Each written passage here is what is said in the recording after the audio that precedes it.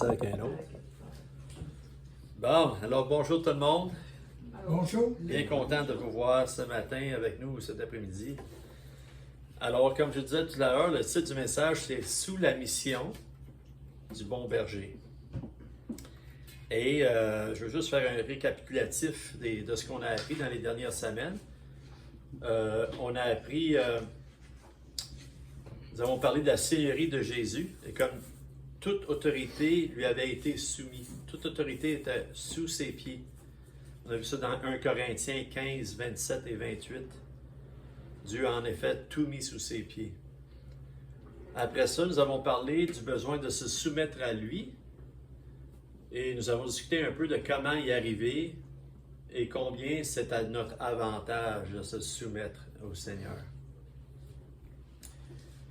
Et aussi, on a vu Éphésiens 5, 2 qui dit « Marchez dans la charité à l'exemple de Christ qui nous a aimés. » Et ici, charité, ça vient du grec « agapéo » qui veut dire affection, tendresse et dévouement. Alors, marcher dans cet esprit-là. En latin, c'était traduit par caritas. Là, on trouve le mot charité. Alors, c'est charité, mais c'est amour. Le grec, le français, c'est difficile à traduire. C'est plus amour, mais charité aussi fait l'affaire. Alors, marcher dans l'amour à l'exemple de Christ qui nous a aimés et qui s'est livré lui-même à Dieu pour nous comme une offrande et un sacrifice de bonne odeur. Alors, nous voyons comme Christ s'est soumis à Dieu le Père et de même, nous sommes appelés à nous soumettre à Jésus. Nous avons vu aussi qu'en se soumettant, nous marchons dans l'obéissance et il devient notre ami, vous vous rappelez ça? Vous êtes mes amis si vous faites ce que je vous commande. Alors il y a un si, il y a une condition là. Et c'est pas souvent enseigné, on a enseigné beaucoup que souvent on entend là, que une fois sauvé, toujours sauvé, puis on n'a pas rien à faire. Non. On ne voit pas trop ça dans la parole, on voit un peu plus le fait qu'on doit se soumettre à lui et porter des fruits.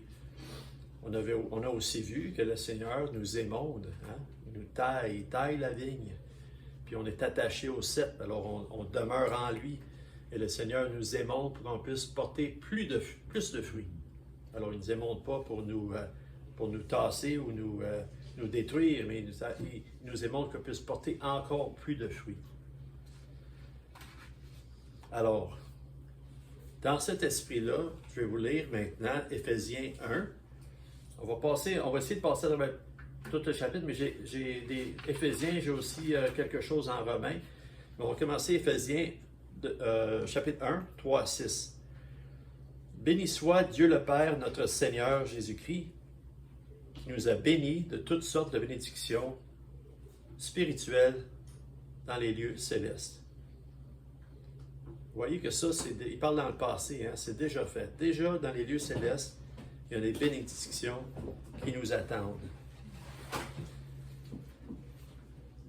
En lui, Dieu nous a élus avant la fondation du monde pour que nous soyons saints et irrépréhensibles devant lui. En Christ, nous sommes élus, nous avons été élus, chacun de nous ici, nous avons été élus avant la fondation du monde, en Christ. Et pourquoi? Pour que nous soyons saints et irrépréhensibles devant lui. Pour que nous marchions en sainteté. C'est là le but de notre élection, que nous marchions en sainteté. Nous ayant prédestinés dans son amour à être ses enfants d'adoption par Jésus-Christ. Encore une fois, par Jésus-Christ, nous avons été prédestinés de marcher, d'être des enfants, choisis comme des enfants d'adoption. Nous avons été adoptés à cause du sacrifice de Jésus, selon son bon plaisir de sa volonté, à la louange de la gloire de sa grâce qu'il nous a accordée en son bien-aimé. Alors, vous voyez encore, c'est toujours en lui, comme on a vu avec la vigne, c'est encore la même chose là. C'est en lui, Dieu nous a élus, puis adoptés par Jésus-Christ, à travers le sacrifice de Jésus-Christ. Et on voit, je suis allé voir encore dans le grec, qu'est-ce que ça veut dire élu. Élu en grec, c'est ekléméné, qui veut dire choisi ou sélectionné. Et prédestiné, prorissa, qui veut dire déterminé d'avance. Déterminé d'avance. Alors, c'est dans le grec, c'est la bonne définition. Alors, Paul s'adresse à Dieu le Père et le remercie pour son Fils. C'est ce qu'on voit déjà au verset 1. Paul s'adresse au Père, le remercie pour son Fils, pour les bénédictions qui nous attendent en tant qu'enfants de Dieu, dans les lieux célestes déjà. Vous voyez comme Dieu a déjà, il n'y a rien qui surprend Dieu. Hein? Dieu a déjà tout planifié.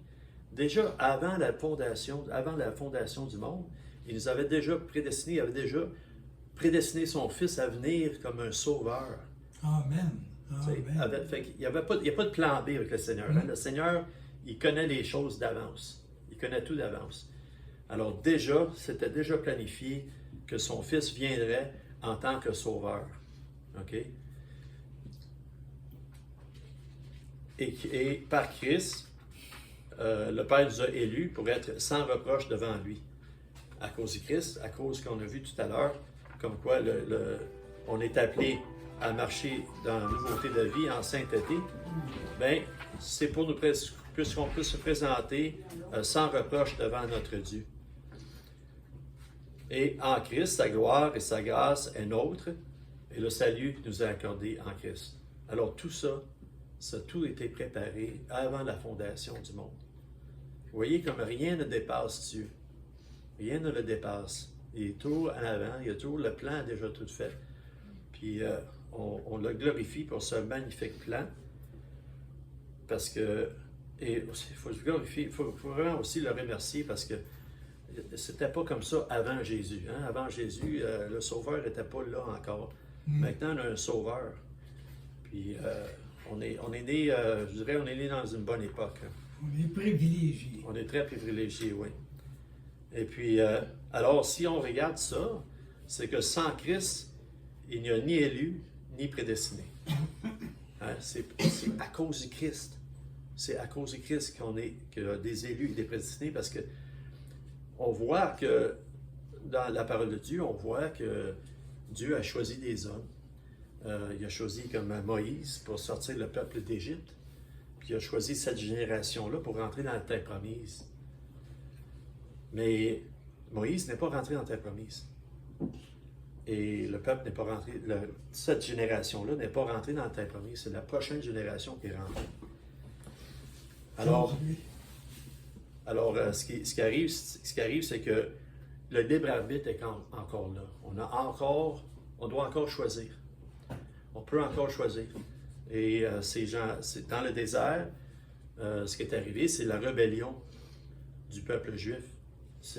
Malgré que Dieu, et c'est dur à comprendre, mais je vous assure on aurait peut-être sûrement fait la même chose à cause de la dépravation de l'homme, la condition de l'homme. Mais le peuple juif était accompagné par Dieu. Dieu se montrait la nuit par un feu parmi eux. Et le jour, par des nuages devant eux, ils étaient là. Ils recevaient du pain du ciel. Dieu était toujours parmi eux. Mais malgré ça, qu'est-ce qui est arrivé? C'est qu'ils ont fait une idole, alors que Moïse était allé sur la montagne.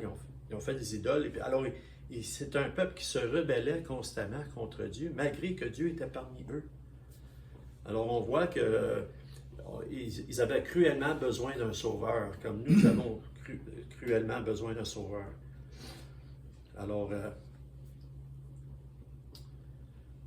c'est ça. Sans Christ, l'élection, la prédestination, malheureusement, ne tient pas. C'est à cause du Christ qu'elle est valable, à cause du sang de l'agneau qu'elle est valable, parce que sinon, par nous-mêmes, on n'y arrive pas. On n'y arrive tout simplement pas. Et on lit dans Jean 3, 36, « Celui qui croit au Fils a la vie éternelle, celui qui ne croit pas au Fils ne verra point la vie, mais la colère de Dieu demeure sur lui. » Alors, ça montre vraiment que, clairement, on a besoin d'un sauveur. Et dans Galates 5, 13, « Frères, vous avez été appelés à la liberté.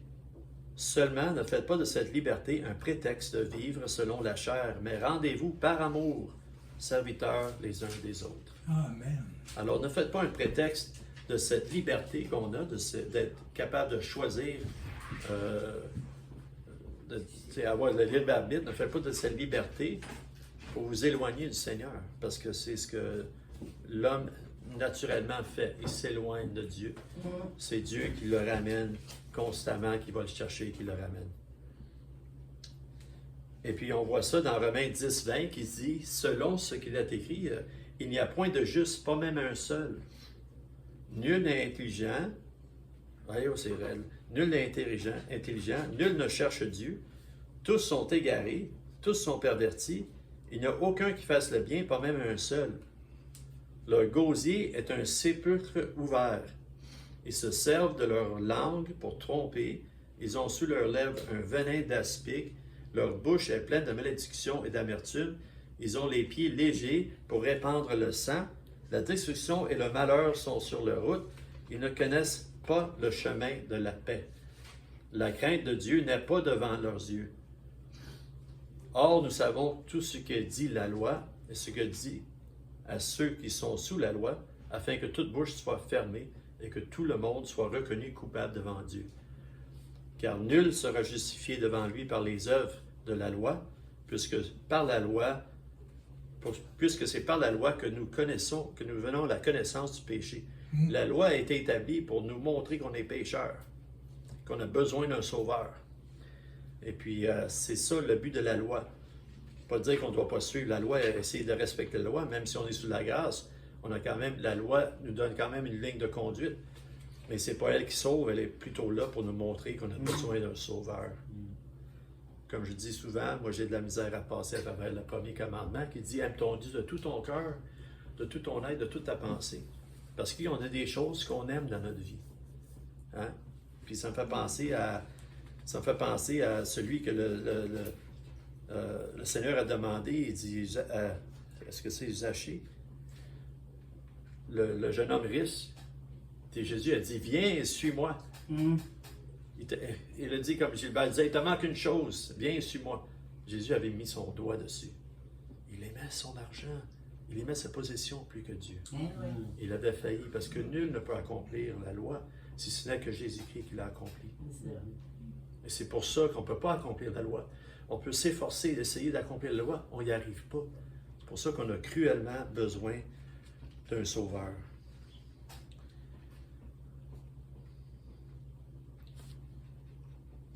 Alors, Dieu, dans son amour, ne fait pas de nous des pantins, ou des esclaves, ou des robots. Il nous laisse libres parce qu'il est amour et l'amour n'oblige à rien. Vous avez la définition de l'amour, Dieu est patient.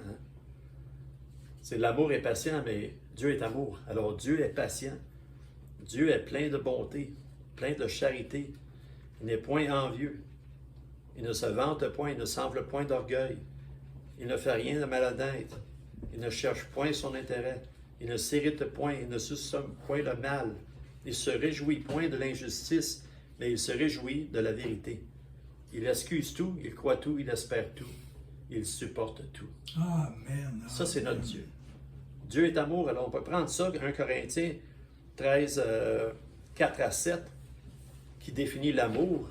Ben, l'amour, c'est Dieu. Alors, on peut prendre ça et dire, on peut remplacer ça par Dieu.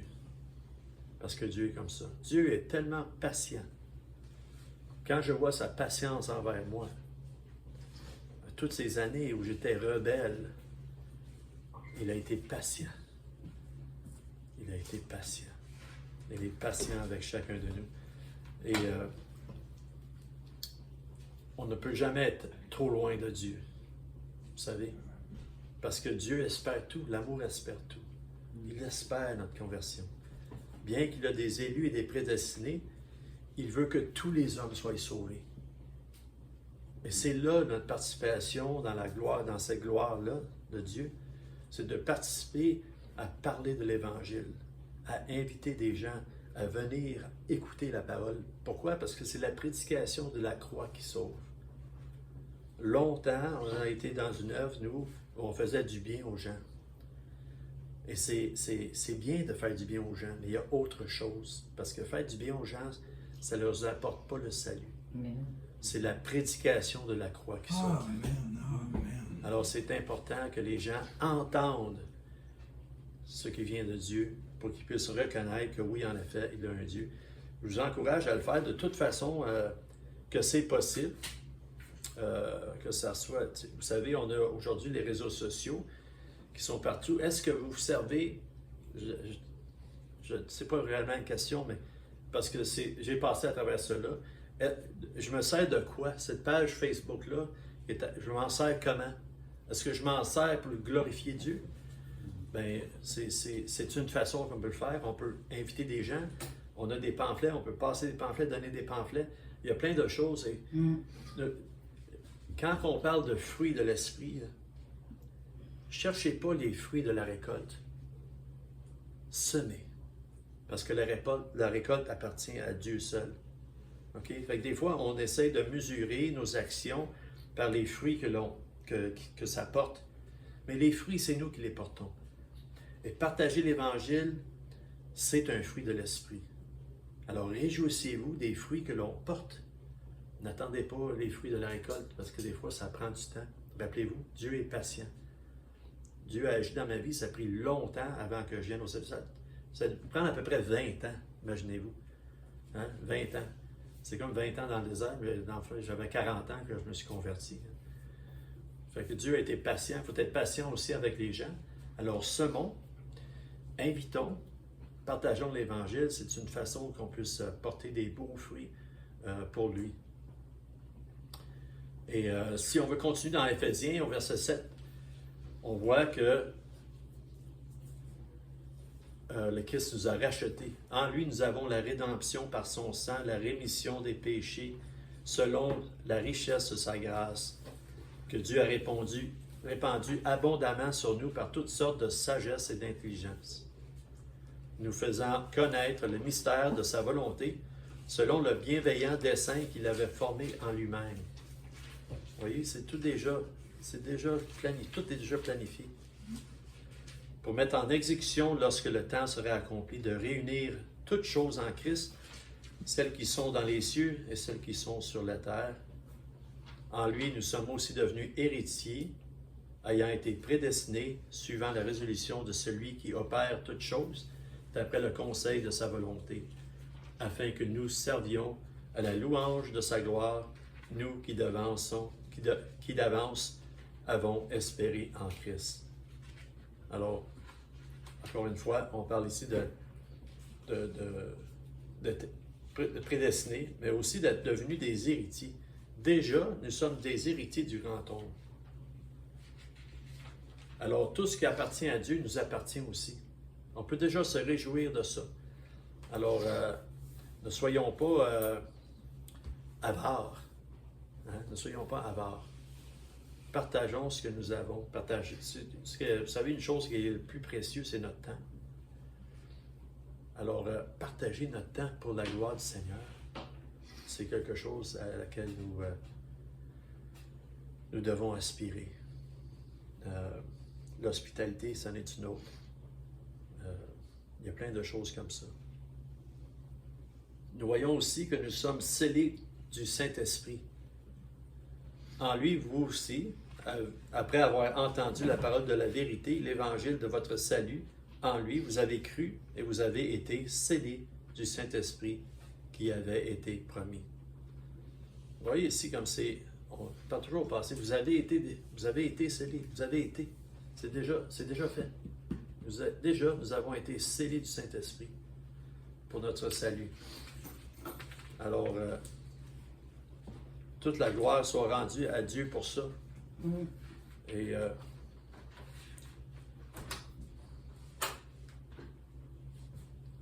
alors, on voit qu'on a vu ici que le Père a pourvu pour notre salut avant la fondation du monde.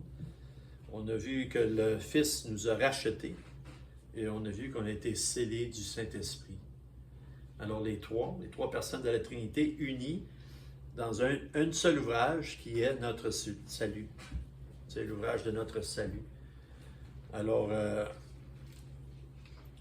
c'est tout un plan pour sauver un perdu comme moi.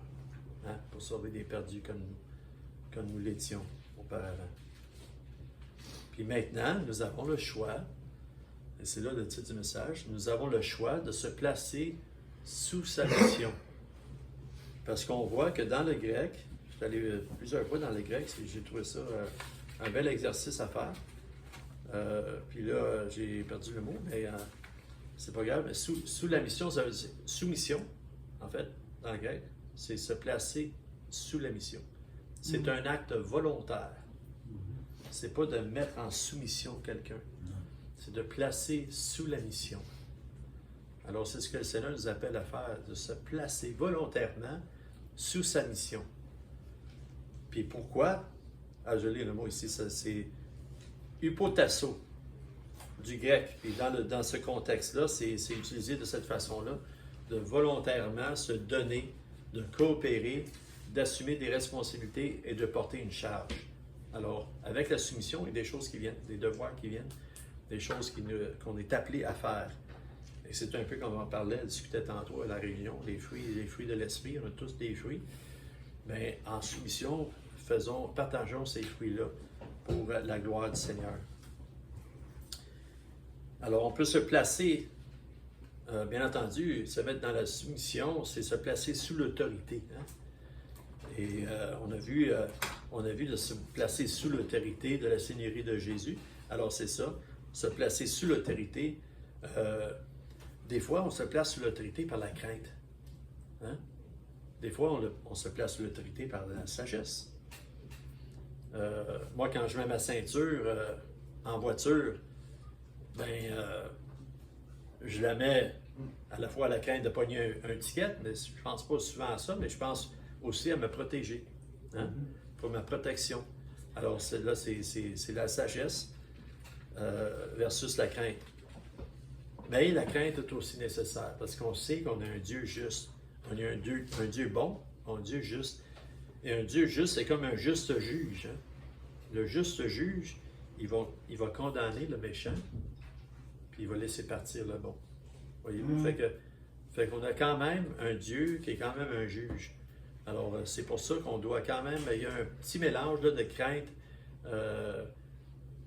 et de sagesse, mais surtout de sagesse, parce que si on regarde, vous savez, dans le jardin d'Éden, on a mangé le fruit de la connaissance du bien et du mal.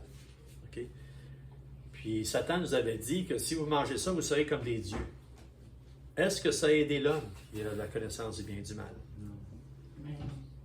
Bien qu'on ait la connaissance du bien et du mal, on n'a pas la sagesse pour faire des bonnes décisions. Alors tous font selon ce qui lui semble être bien. Mais on manque de sagesse pour appliquer ça, la connaissance du bien et du mal. C'est pour ça qu'il faut toujours continuellement se tourner vers Dieu.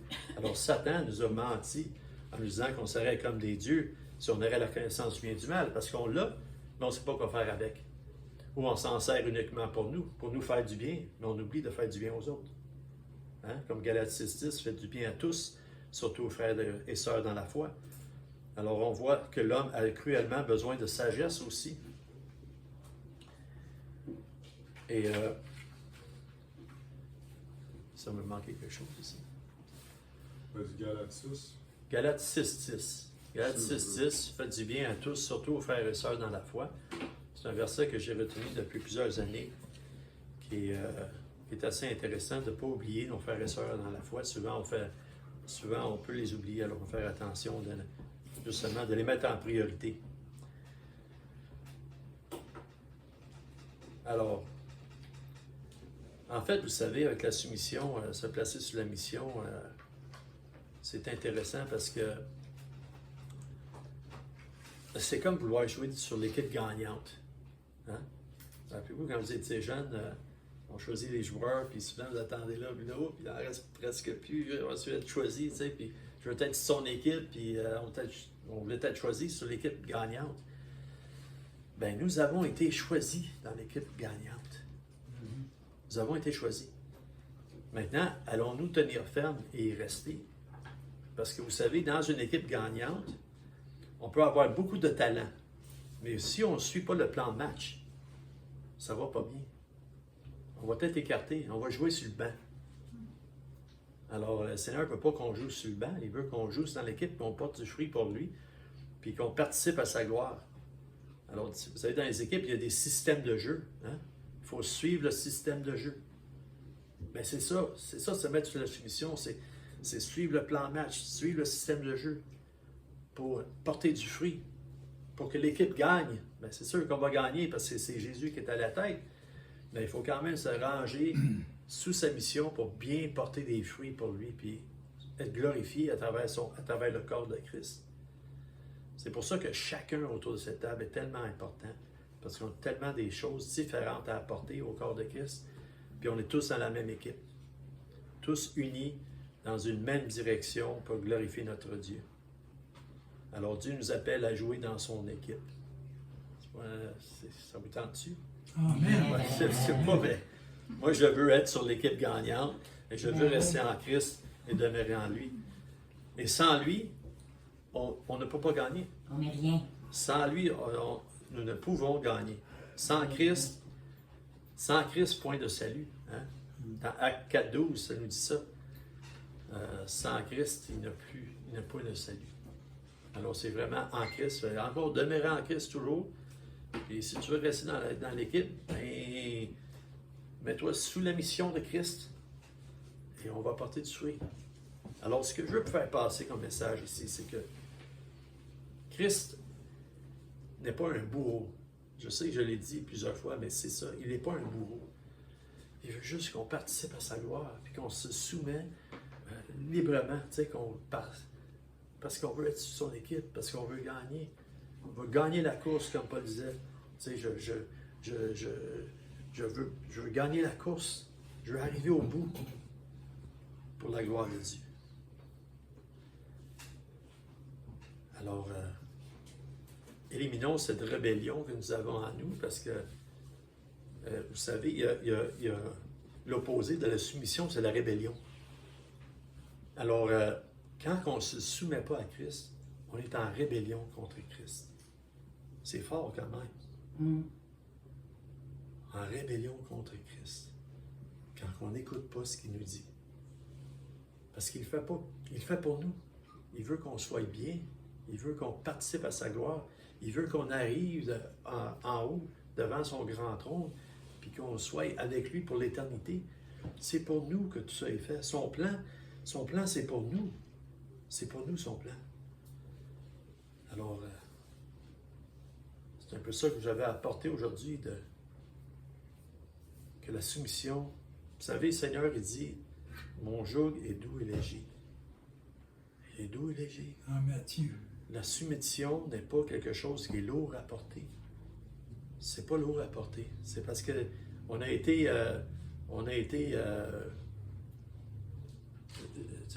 enseigné comme ça, que la soumission était vraiment un joug sur nous.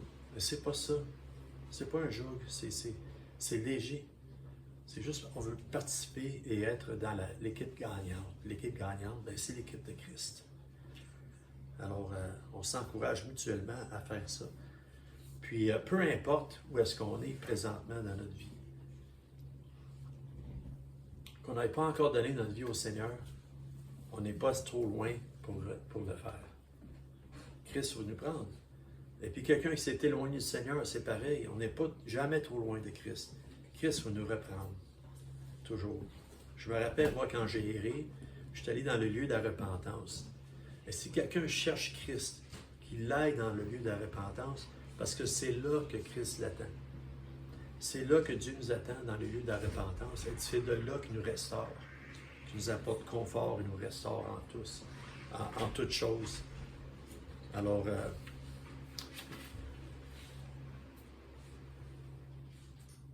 gloire à Dieu, parce que c'est un peu comme l'histoire du fils prodigue. Le fils prodigue était dans la boue. Il était dans la boue avec les porcs. Puis à un moment donné, il a dit, j'en ai assez. Je vais retourner vers mon père. Savez-vous où est-ce qu'il était son père? Il était sur la colline. Il attendait son enfant. Il était sur la colline, il voyait de loin. Il est où? il est où mon enfant? Et il avait les bras ouverts pour l'accueillir. Amen. Il était parti avec son héritage, dans la débauche, dans toutes sortes de choses. Il a fini dans la soue à cochon. Son père, est-ce qu'il a cessé de l'aimer? Non, il l'attendait. Il dit, viens, je t'attends. Qu'est-ce qui est arrivé? Ils ont fait la fête. Ils ont fait la fête. Ils ont tué le veau gras. Ils ont fait la fête. Ils sont réjouis parce qu'il revenait. Et pour nous, c'est la même chose. Alors que ça soit qu'on vienne juste de vivre des choses difficiles, ou qu'on ne soit jamais vraiment venu vers lui pour s'abandonner à lui, Christ est prêt à nous prendre. Il est patient, mais il nous attend. Il nous attend. Alors, même si vous êtes fidèle à Dieu, vous savez,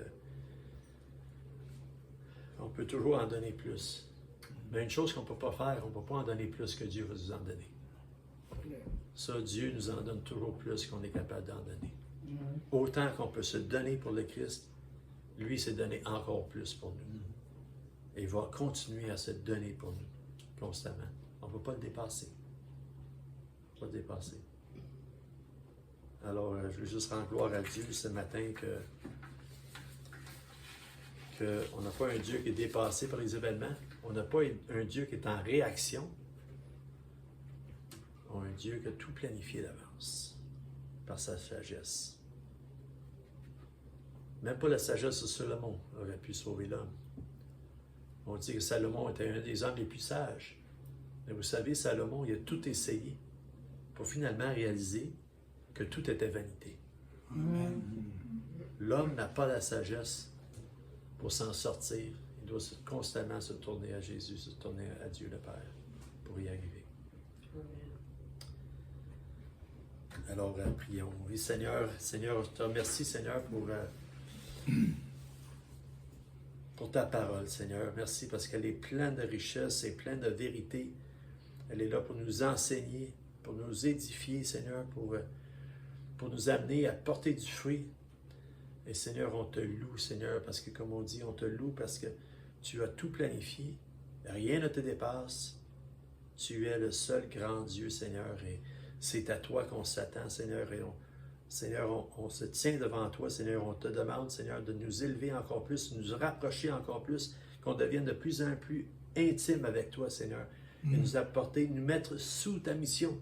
C'est-à-dire, donne-nous le vouloir de se mettre sous ta mission pour qu'on puisse porter du fruit. Et tout ça, Seigneur Jésus, pour ta plus grande gloire. Pour ta plus grande gloire. C'est pour ton Fils que je t'ai prié. Amen. Amen.